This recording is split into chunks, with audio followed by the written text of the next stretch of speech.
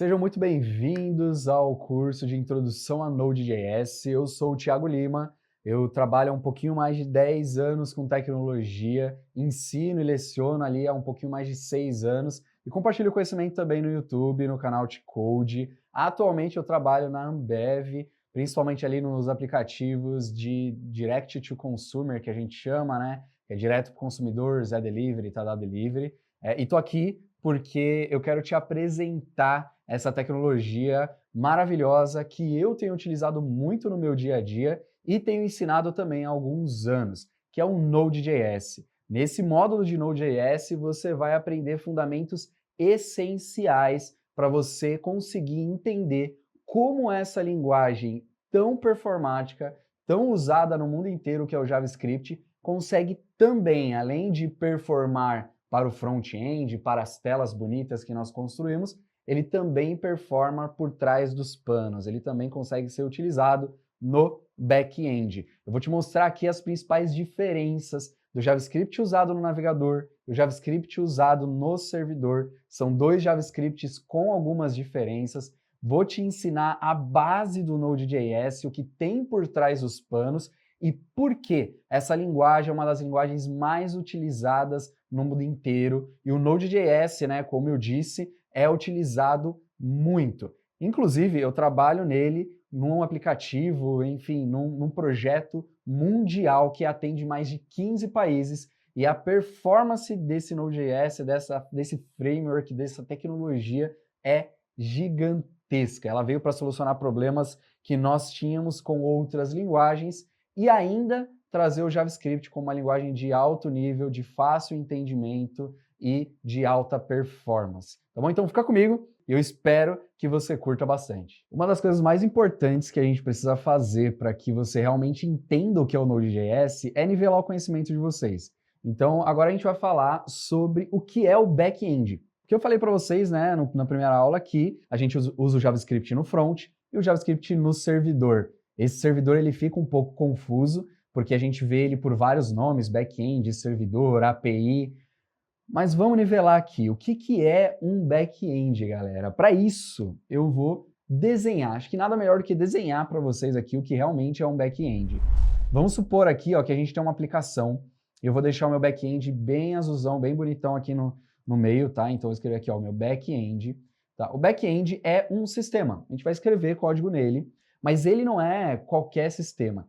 Ele é o responsável por toda lógica de negócio, toda regra que você tem. Por exemplo, num aplicativo de bebidas, você tem que ter ali usuários maiores de 18 anos. Então você tem que ter uma regrinha. Se você for maior de 18 anos, você pode comprar aqui no meu site, no meu aplicativo. Se não, você não pode. Isso é uma regra do negócio. Então você tem uma regrinha para que as coisas aconteçam. É no back-end que a gente coloca ela. E sabe por quê? Porque o back-end ele não vai só ter regras de negócio, código, né, tela preta. O back-end ele é a segurança, ele é o porteiro dos dados.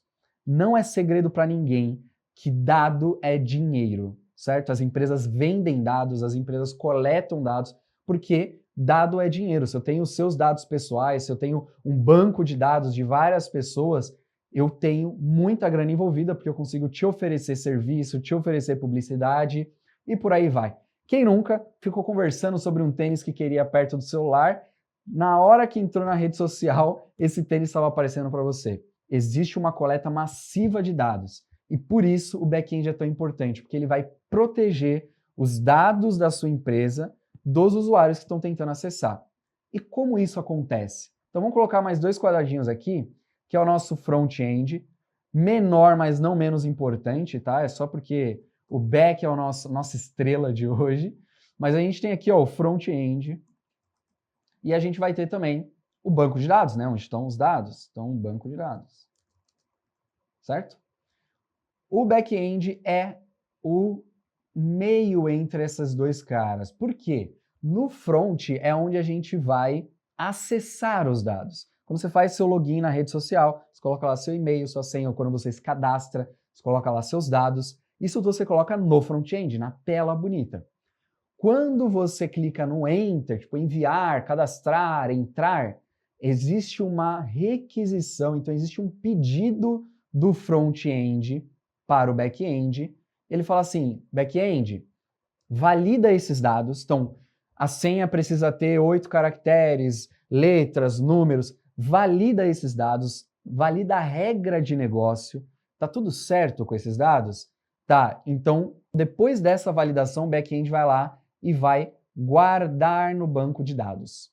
Isso aqui, né, nesse fluxo de um desenvolvimento web, desenvolvimento back-end, a gente chama de requisição. Então, estou pedindo alguma coisa para o meu back-end. E o back-end, por sua vez, também faz essa requisição para o banco de dados. Ele guarda no banco de dados. Ele faz ali a gestão desses dados e guarda para que eles sejam protegidos.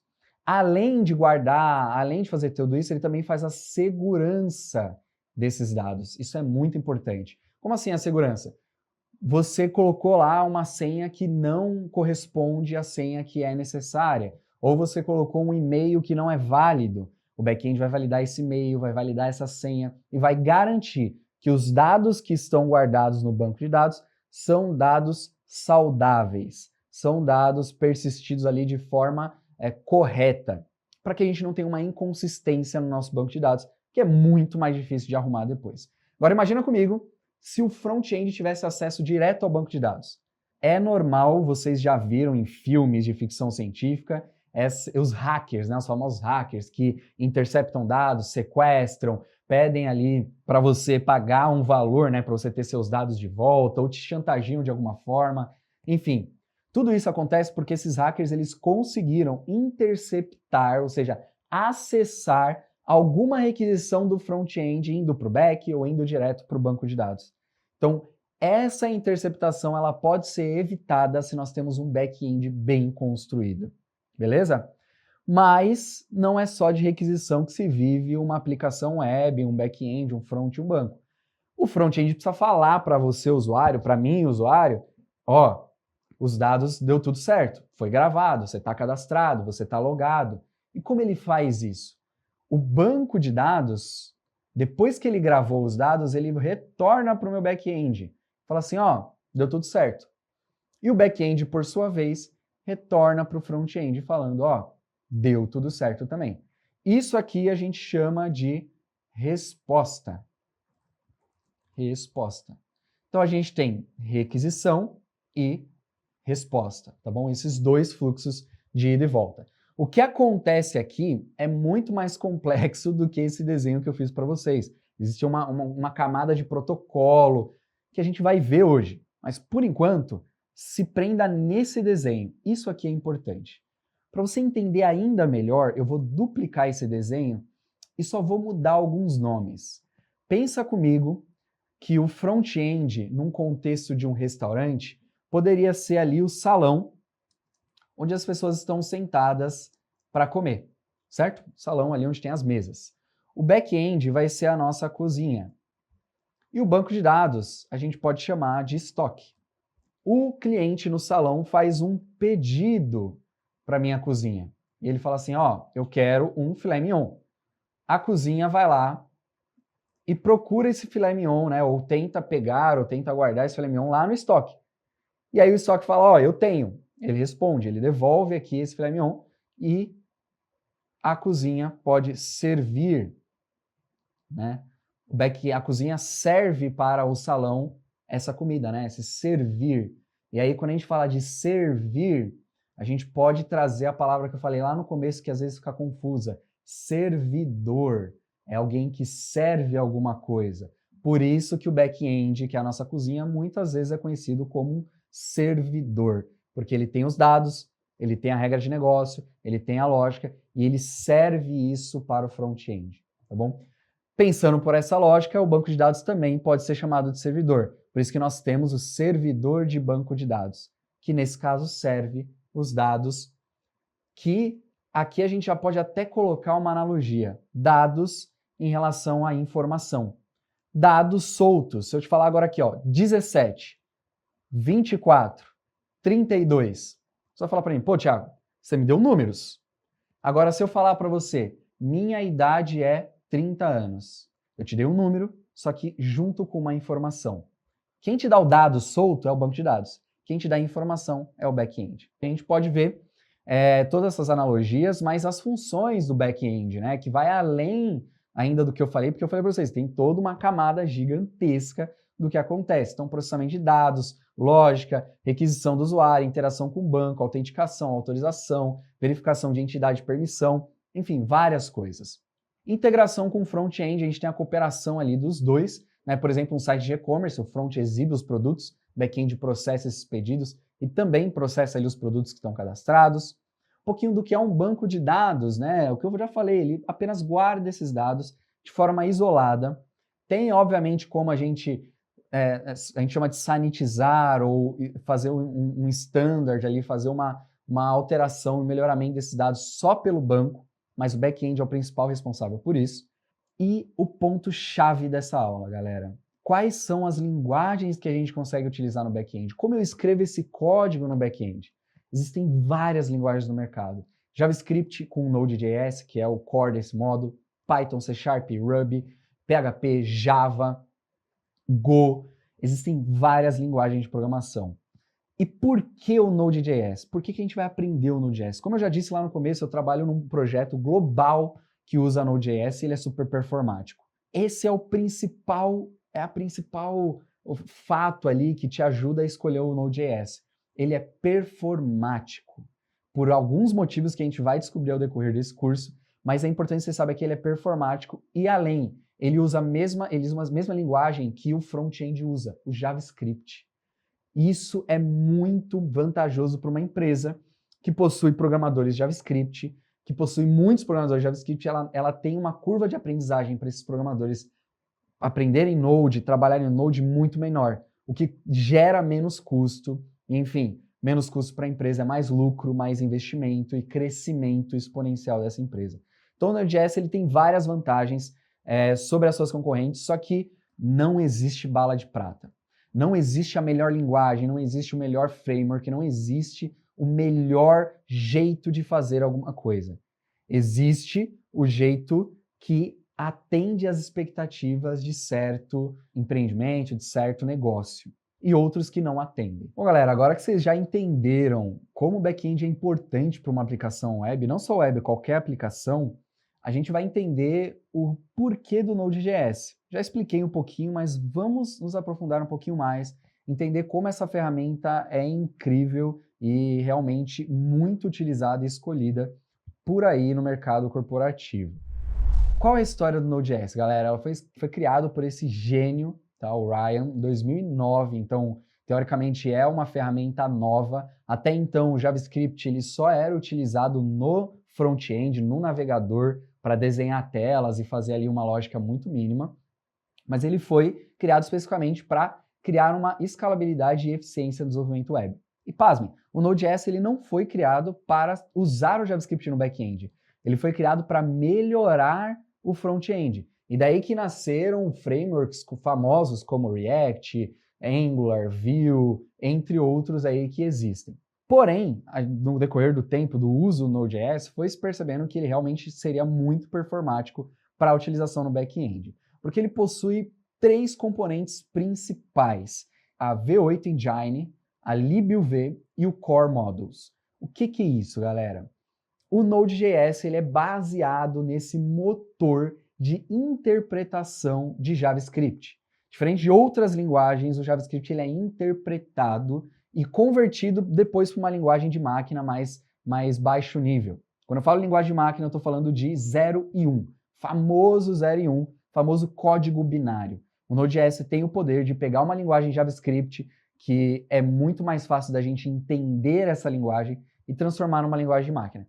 Imagina se você lá no seu HTML, CSS, JavaScript tivesse que escrever todo o código em 0 e 1. Seria impossível. Por isso que existem as linguagens de programação e por isso que o JavaScript precisa dessa engine. Então ele pega o código JavaScript e compila ele para código de máquina e assim ele consegue ser executado de forma mais rápida. Isso é a V8 Engine. E essa engine, o interessante dela é que ela foi retirada do Chrome, do navegador Chrome. Todo navegador tem uma engine para interpretar o JavaScript e converter para a linguagem de máquina. Então, o que o Ryan pensou? Pô, vamos tirar essa V8 do navegador e instalar no meu computador, instalar no computador como se fosse um aplicativo, como, enfim, qualquer outro, VS Code, PowerPoint, enfim, qualquer outro aplicativo. E assim a gente consegue utilizar o JavaScript desse lado do back-end, do lado do servidor que a gente tem falado tanto. A libuv é uma das principais pernas ali do Node.js, porque ela permite operações de entrada e saída, input e output assíncronas, baseadas em eventos. Agora eu falei, né, em Java para vocês, nem em JavaScript, falei em outra língua. O que é operações de entrada e saída? Toda vez que você abre a sua rede social e digita o seu nome de usuário e a sua senha, você está colocando uma entrada de dados para esse serviço, para essa aplicação. Quando você aperta o Enter, você recebe uma mensagem de logado com sucesso, ou simplesmente você entra na sua homepage, você recebeu uma operação de saída, ou seja, você entrou com dados e o serviço ali, a aplicação, te devolveu uma resposta. Quando essa entrada e saída de dados ela é assíncrona e desbloqueada, isso significa que eu posso receber uma enxurrada de entrada, ou seja, milhões de usuários entrando no meu sistema e eu retornando milhões de respostas para esse usuário e a minha aplicação trata isso de forma paralela. Não é como uma fila. Pensa na fila do banco que você odeia aí, ou enfim, que você já ouviu falar, né? Porque hoje em dia nem existe. Mas pensa na fila do show, que você vai lá no Ticketmaster e você vai lá e fica na fila para comprar o show do Bruno Mars, o show do Coldplay. Essa fila, ela significa o quê? Você tem que esperar a pessoa que está na sua frente sair para você conseguir entrar. Quando a gente está falando de paralelismo, eu não preciso esperar ninguém sair. Todo mundo entra junto, quem processar primeiro, retorna primeiro. Então, uma operação de entrada de login é mais rápida que uma operação de entrada de cadastro. Por quê? Porque o login você coloca 2 campos, aperta o Enter e pronto. Ele vai lá no banco, vê seus dados, está tudo certo. Ele pega seus dados no banco e compara. A operação de pegar é muito mais rápida. Quando você cadastra, ele precisa gravar, você digita mais coisas, você entra com mais dado, ou seja, demora mais.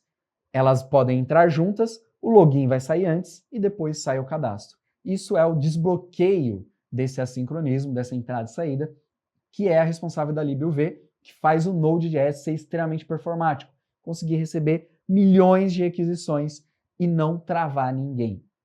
E o Core Modules, que são módulos essenciais ali para o funcionamentos básicos.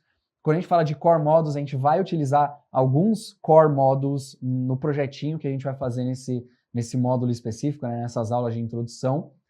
O Core Modules, são módulos nativos do Node.js, tá bom? São nativos para manipulação de arquivos, para, enfim, várias coisas que a gente vai entender no decorrer, beleza? Vamos comparar com outras linguagens. Então, o desempenho do Node.js, ele é muito superior, principalmente por causa desse assincronismo que eu acabei de explicar.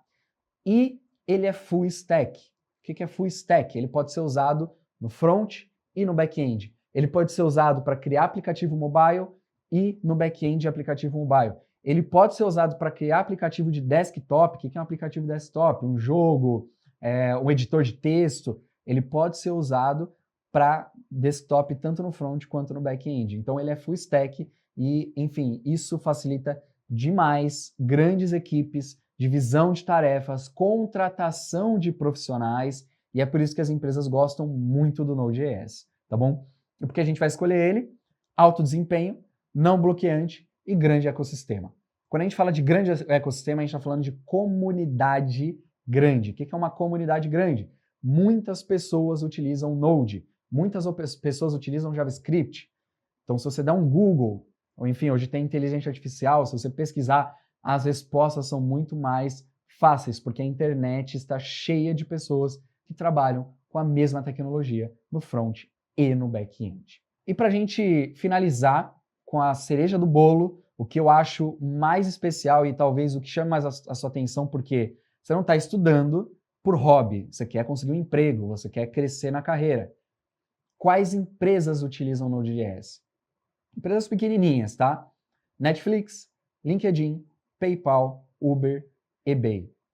Eu quero dar um destaque para a Netflix, porque uma das principais características e, enfim, vantagens do Node.js é o quão bem ele consegue trabalhar com streaming, que é disponibilizar um conteúdo de áudio e vídeo de forma ao vivo, quase ao vivo, né? Então tá ali no servidor e esse dado, né, esse vídeo, ele vai sendo mostrado para você. Você não precisa esperar. Hoje em dia vocês não vão entender muito isso, porque antigamente, lá no começo da internet, para a gente assistir um vídeo, a gente tinha que esperar ele carregar completamente e aí depois a gente assistia. O que é o streaming? Ele vai carregando enquanto você assiste. Então, vai disponibilizando fragmentos desse vídeo, desse áudio, dessa música, e você vai ouvindo enquanto ela vai sendo baixada para o seu navegador. Porque assim, todo filme da Netflix, ele vai sendo baixado para o seu computador, para o seu navegador, enquanto você assiste. E o Node.js é especialista nisso, tá bom? Então, o Netflix ali usa demais, e você vê o quanto o Netflix é performático, beleza? Então, essas são as principais empresas, mas é importante dizer que em uma empresa eles podem utilizar até mais de 5 linguagens diferentes, frameworks diversos, mas com certeza você vai ter Node.js sendo aplicado na empresa que você está trabalhando, beleza? Essas são as vantagens do Node.js. A partir das próximas aulas a gente vai começar a entrar mais a fundo e eu quero te trazer clareza de o que é o JavaScript aplicado ao Node.js e o JavaScript aplicado ao navegador. A gente vai destrinchar isso de verdade e você vai ver na prática como utilizar esse framework maravilhoso e você não vai se arrepender de utilizar.